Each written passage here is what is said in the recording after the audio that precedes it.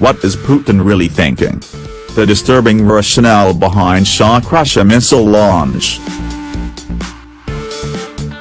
A successful RS-12M Topol missile launch shocked the world, with experts concerned at what this means for the Kremlin's already erratic foreign policy. The missile launch, which took place in the southwestern Russian region of Astrakhan, comes after weeks of rising tension due to controversial military drills in Europe. The Zapad drills were condemned by foreign leaders who were concerned the exercises, held with thousands of troops in Belarus, were preparations for an invasion, or were at the very least a purposeful and serious provocation.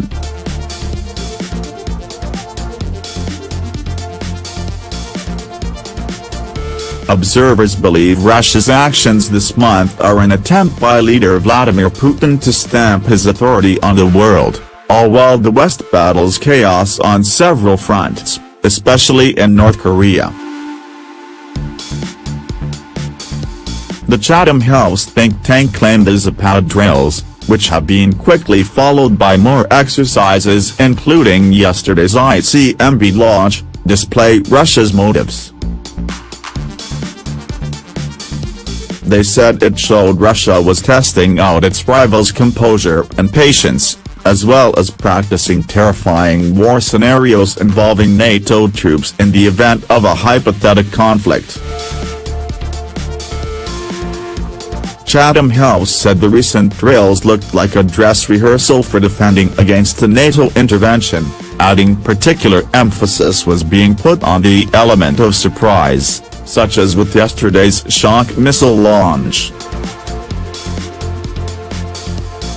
The group said, proving the West strong is increasingly part of the Kremlin's political strategy which, in turn, strengthens Russia's sense of superiority.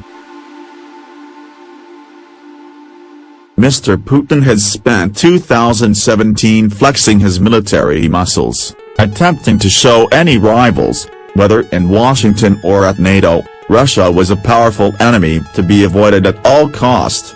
The report continued, deterrence is one thing, but if you can prove to your enemy that their incursion will result in a catastrophe, you create insecurity among your opponents and their neighbors.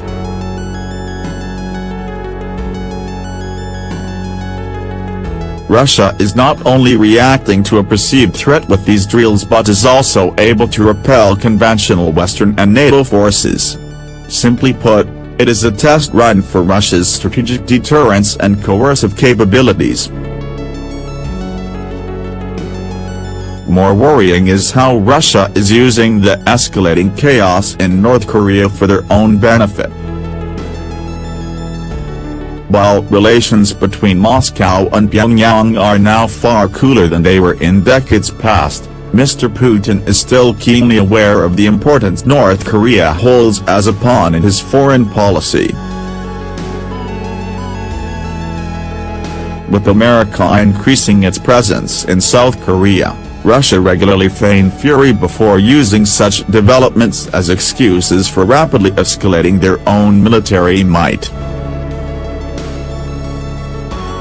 Earlier this month Russia referenced this explicitly, setting the tone for the month of military drills and missile tests to follow. After America announced it was expanding its anti-missile defense system in South Korea, the Kremlin responded angrily and claimed it had no choice but to respond in similar style. Deputy Foreign Minister Sergei Ryabkov said, "It inevitably will raise the question about our reaction, about our military balances." The deadly game of tit and tat shows the terrifying motives behind yesterday's missile launch. While the West scrambles to put out a growing fire in North Korea, Mr. Putin is quietly using the crisis to start one of his own on the edge of Europe.